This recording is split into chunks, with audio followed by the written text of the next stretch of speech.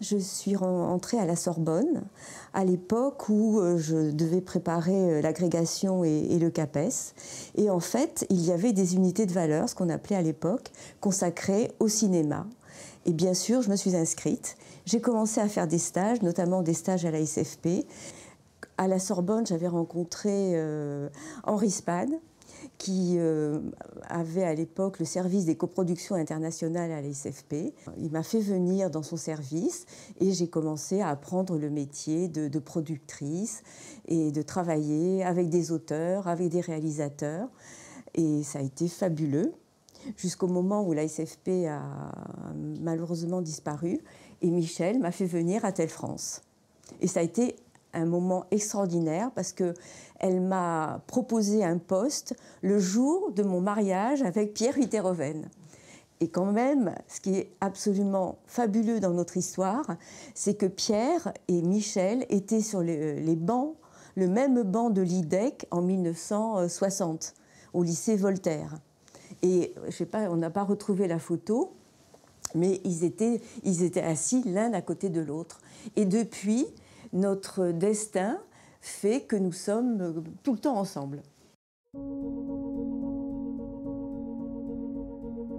C'était la rivalité entre Canello et ce qu'on appelait l'espadrille. Donc on a fait les adaptations des Parts d'Ayan avec José Dayan. On a fait ce type de programme qui était totalement modulable. On faisait des 15 minutes, on faisait des 26 minutes, on faisait des 52 minutes. Et donc c'était une réécriture chaque fois et c'était absolument passionnant. Et c'était aussi une façon parce que tout était quasiment tourné en studio. Il y avait une partie aussi en extérieur, mais la majorité était en studio. C'était une façon de faire travailler les décorateurs, les équipes de costumes, parce que quand même, c'était extraordinaire ce qui se passait à la SFP. Il y avait un bottier, il y avait une dentelière, il y avait... Enfin voilà, c'était fabuleux.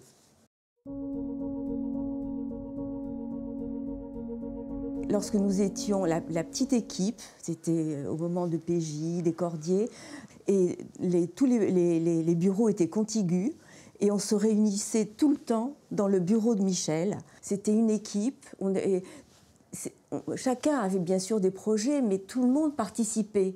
C'était, voilà, on allait sur le tournage de Tramontane, on allait sur le tournage de PJ, tout le monde était concerné. C'était vraiment une œuvre collective, mais au sein d'une production. Les succès et les échecs étaient les succès et les échecs de chacun. Et ça, c'était vraiment exceptionnel.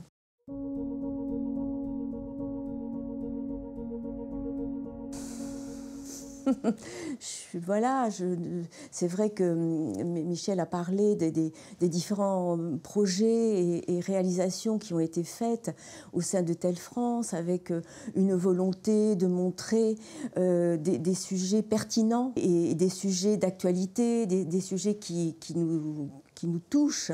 Savoir se taire, c'est la qualité la plus importante si tu veux servir la cause.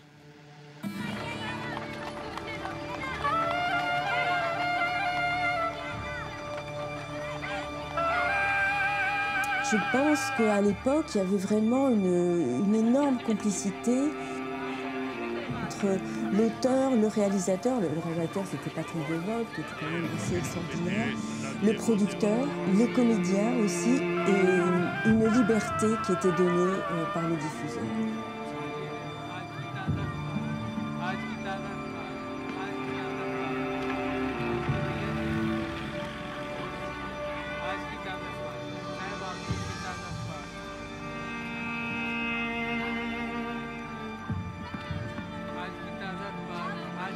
Une fois qu'ils avaient accepté le texte, ils faisaient confiance, alors que j'ai l'impression que ce n'est plus le cas.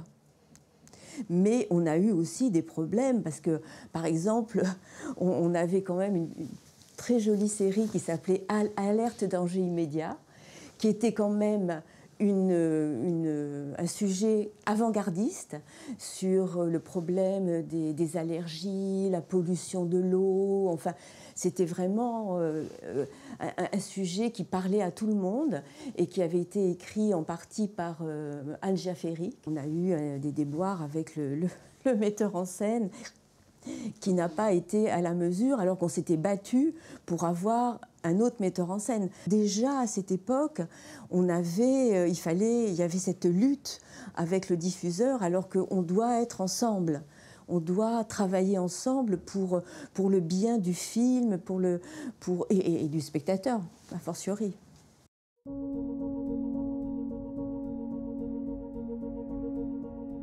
En luttant.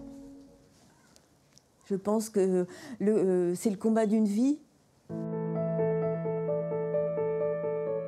On a eu des luttes aussi, toutes les deux, parce que c'était ça aussi qui était motivant, c'est-à-dire qu'on se disait tout. C'est ça qui est important, c'est de parler, c'est de se contredire, et puis ensuite faire un chemin l'un vers l'autre ou l'une vers l'autre.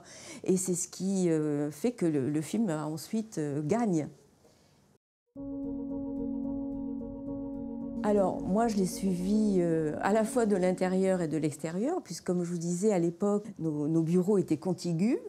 Et donc, ce que j'aimais à cette époque-là, c'était cet esprit de famille. Même si on était producteur dans d'autres films, on vivait chacun ensemble pour le bien de la série, pour l'enjeu que ça présentait, parce que c'était à la fois un enjeu intellectuel, c'était une envie de montrer combien on peut se renouveler à travers une série, combien on peut aussi faire passer des idées, et tout ça c'est un combat ensemble et de haute lutte. Et donc, on était très, très, très solidaires. Et ça, c'était exceptionnel. C'est un épisode que j'ai vu plus tard, qui était donc ce policier qui était homosexuel. Et ça, c'était vraiment, j'ai trouvé ça très fort. Si tu voyais ce que je suis en train de devenir, Simon. Je suis complètement à l'ouest. Je suis revenu au commissariat pour essayer de pister ton ex. Je fais n'importe quoi. J'aime pas ce que je suis en train de redevenir. Gros flic bien bourrin, bien épais.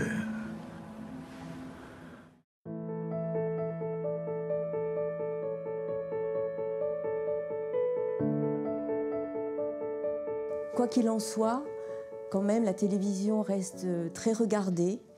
Et je pense que si on fait passer des idées dans les fictions, il faut y croire. Enfin, moi, je sais que mon professeur de thèse, Pierre Miquel, pensait à l'acculturation avec la télévision. Et même si on a toujours l'impression qu'on est dans une période où les sujets importants sont un peu moins mis à l'écran, je suis sûre que les idées seront plus fortes.